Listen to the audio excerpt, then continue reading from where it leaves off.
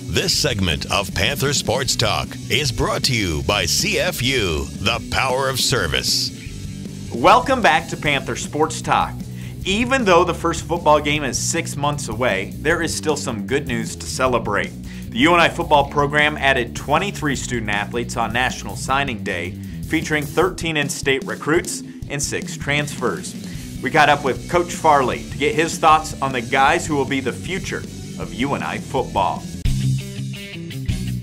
Well, one, they've got to fit, and the fit for us is I really think they have to fit the players that we have. So, you know, the dynamics of a team is so essential right now, and the chemistry. They want players like the players you have, where you can create a connection. But you also have to get the talent to be able to contend nationally. So that's where you have that mix of Iowa guys to always keep your foundation stable and strong, but you also need the mix of the Midwest and some guys maybe from other areas just to help you compete nationally. To get the talent that we could create the competition and the depth that we needed to have the team that we want for next season. Had to look at defense, felt we had to get some immediate needs there and make sure that we solidified every position for the future. Well, it's the key to Northern Iowa. If you're going to win at Northern Iowa consistently, your Iowa players have to win for you. I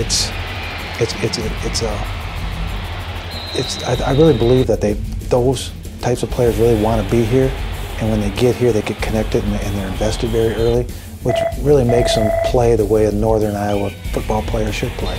And then they're the ones that really bring in and attach to maybe the guys that are from further away, so they become the kind of player we want and the attitude that we want on this team, because a lot of it's attitude too.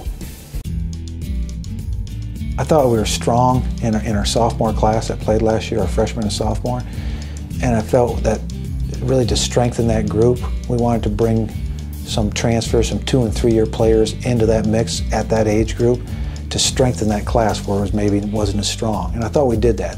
And the other play was wanted to make sure that defensively we lost some key guys, so we needed some maturity and some guys with playing experience, and we're physically ready to go for next season because we will play them. We have 5 guys on campus right now that will be in spring ball. So we've got a corner, 2 safeties, a long snapper, and a linebacker. Well, offensively, there's balance in it. I like the 4 offensive linemen. Really like where that came together. There are 3 guys that I think are very quality. That's 3 good offensive linemen we've ever recruited, I think. It's got, you know, a balance of the other things, but I think the linemen really kind of made the offensive side strong. Well, defense, we were short on defensive personnel last year, and when we got hurt, it even became more evident.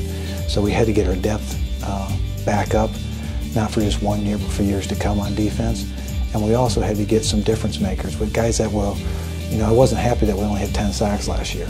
So you try to find the guys that can create the pressure, because when you evaluated us looking back on the season, one of the things that I thought we could make an immediate change on for next season is the kind of pressure we can put on a quarterback.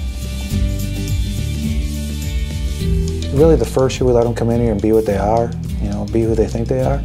And then after we get our hands on them and they kind of see where they fit, we also start to move them. So maybe a lot of guys from last year's class might get moved a little bit, but we'll find that home because that's what spring ball's for. And then let the freshmen come in and be who they are. And then as they get a little older, we can start to move them around.